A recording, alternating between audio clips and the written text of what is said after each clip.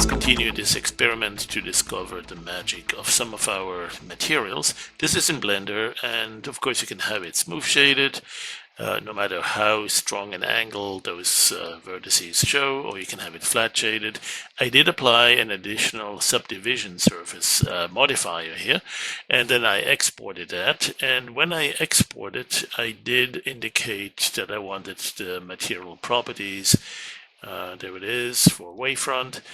But I didn't ask for normals, and I did ask for PBR extensions, but this model doesn't have any materials to begin with, so it's just gray shaded, and let's see what we got out of that. So here is the exported OBJ file. I also modified it so that each of them would use the material file here, which is level 1 subdivision. And just a quick look at that. I created this material. Initially it was empty. This is Blender 401. It was empty initially because I did not have materials defined on the Blender side. So I added a few materials of my own. Material 0.0. What does that mean? 0.1 and so. So there's one parameter that I'm going through here. They're all being metallic at the highest possible value, PM 1.0. Of course, you could go higher, but the effect here is we want to see what happens if we change the roughness. So roughness 0 means it's going to be a perfect mirror. It's going to reflect the environment just beautifully. And then the moment you increase the roughness, I have this reflected here by the name of the material. 0.3 has a roughness of 0.3, 0.4 has a roughness of 0.4, etc.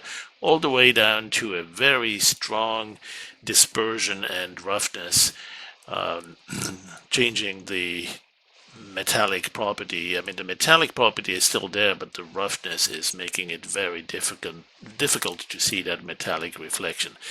And so this is what we're going to explore. What I did is I created variants of the same material, of the same OBJ file. If I right-click here and take a look at that, here is the material file being imported, and then here is the material out of that list of multiple materials. Here's the material that I want to actually use, and you could put it right here at the beginning. You could have it before your facets starts, right? When you have the polygons here, the facets for the object, you want to, that's your last chance right here where surface 1 is being defined.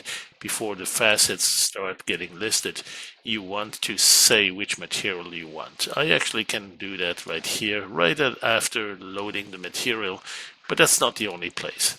And so once I have that, I should be able to see the models. These are using basically material 01, 02, 03, etc., just so that we can see a different appearance. Now in the Windows preview here it doesn't show it, but in Howler what we'll do is exactly that. So let's switch to Dog Waffle. Here it is. So I'm going to load the one with the highest dispersion first. That would be this one. And if I have no environment reflection map, it should just show shaded. And I actually simulate that. After I've loaded it, I can go back to the scenario where there is no environment reflection, where I'm actually selecting a JPEG image that is simply black. So it's not contributing any changes. But if I select gray, it will be a little bit lighter. If I select white, it'll be very bright. You can barely see the monkey here. And of course, if you select any image, like a grid of something, it should show, but it is very dispersed here because of that roughness. If I look at something like this one here, there you'll see that reflection very clear. So let's see if we take some of these environment maps that show some environment like landscapes, this one here. Now you see that reflecting, and you can tell the trees and the road and the sky and that sort of things. And so that's basically what I'm going to look at here. This one is material 0, meaning that I have 0 roughness on the surface. So the reflection here is pretty much perfect. If I go 0.1, you can see it's starting to disperse it a little bit like a pearl, and perhaps even more so once you increase that value even more. So here is a quick way to really see what it does when you increase the roughness. and all the way to that point here where you can still see a little bit of bluish tint from the sky. Of course, it's also being overshadowed by this extra light source. If I remove the light source to 0 or black, it should have very little of that, and so I could rotate it and not see the impact of the light source anymore. I could also, if there was still some specular component, I could still reduce that as well. So right now we are just seeing the effect of the environment reflection map. I don't think there's much else to it, and the fact that the material is very rough will make it this type of appearance. So here's a roughness of 1.0, and you can barely see the presence of any sort of lighting from the environment map. That's intentional, and that's exactly what it should do.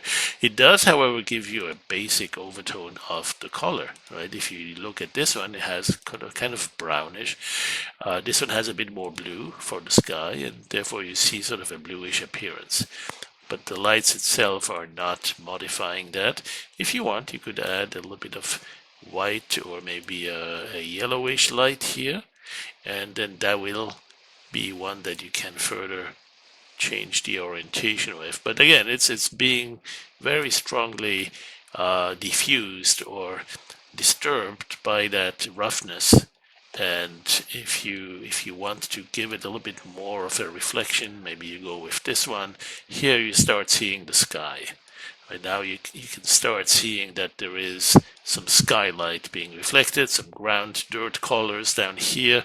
If you switch to a different, maybe this one, you see a little bit more greenish presence there too. That's from the image. In the center part of the image we see some trees, some greens.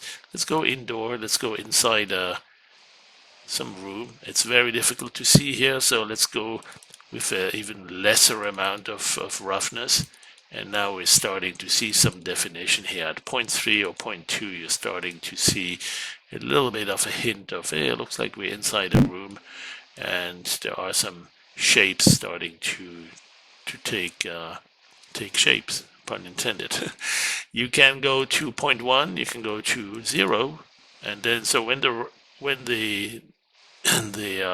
that parameter is at 0, the roughness is at 0, there is no further distortion of that reflection. So you can even see the spotlights here, all the details are perfectly maintained. All right, so that's a first look at, or a second look, I guess, at what you can do when you change the roughness and you want to give it a little bit more of a pearl appearance or some sort of a rough polished, but so still somewhat reflective, but not too well. There is another parameter that we'll want to explore too. There's actually a whole bunch of parameters, and stay tuned for more. We'll explore some of these so we can create some nice materials.